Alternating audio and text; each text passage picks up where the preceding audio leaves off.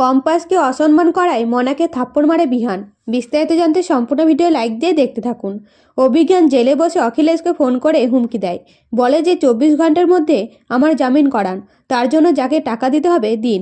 আর একটা কথা, আমি নিজের হয়ে নিজেই লড়ব এবং আমি বাঁচতে না পারলে আমি সব বলে দেব। তখন অখিলেশ বলে, আমি চেষ্টা করছি আপনাকে ছাড়ানোর, বিশ্বাস করুন।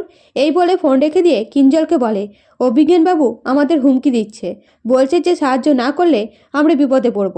তৎক্ষণাৎ মধুজা এসে বলে, তাও তোমরা অভিজ্ঞানবাবুকে সাহায্য করবে না।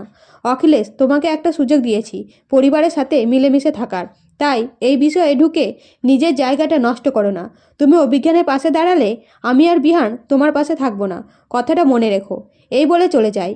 অন্যদিকে মনা রুমে একাই বসে থাকে।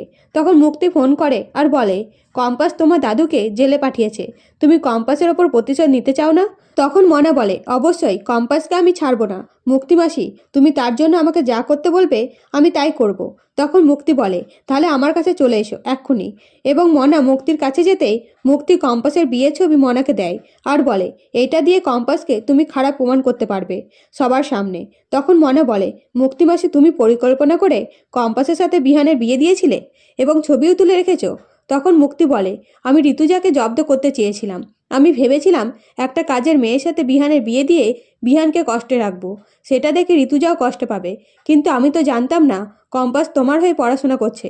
কম্পাস আসলে জিনিয়াস। তবে তোমাকে তো আমি ভালোবাসি, তুমি তো জানো এতে তোমার ভালো হবে। তুমি এক্ষুনি চৌধুরী বাড়ি যেয়ে কম্পাসের উপর বদলা নাও। তখন মনা রাত 1:30টার সময় বিহানদের বাড়ি যেয়ে উপস্থিত হয় আর বলে, আপনারা কম্পাসকে মাথায় তুলে রেখেছেন, আর জানতে পারবেন কম্পাসের আসল রূপ। এই বলে ছবিগুলো বিহানকে দেখায় আর বলে, কম্পাস পরিকল্পনা করে তোমাকে বিয়ে করেছিল। ছবিগুলো দেখো, বিহান নেশার ঘরে, আর কম্পাস কিন্তু ঠিক আছে। তখন ঋতুজা বলে, একদম চুপ কর তুমি, এক্ষুনি এই বাড়ি থেকে চলে যাবে। আমি আর কম্পাসের বিরুদ্ধে কথা শুনতে চাই না। তো মনার কথা কি বিহান বিশ্বাস করবে?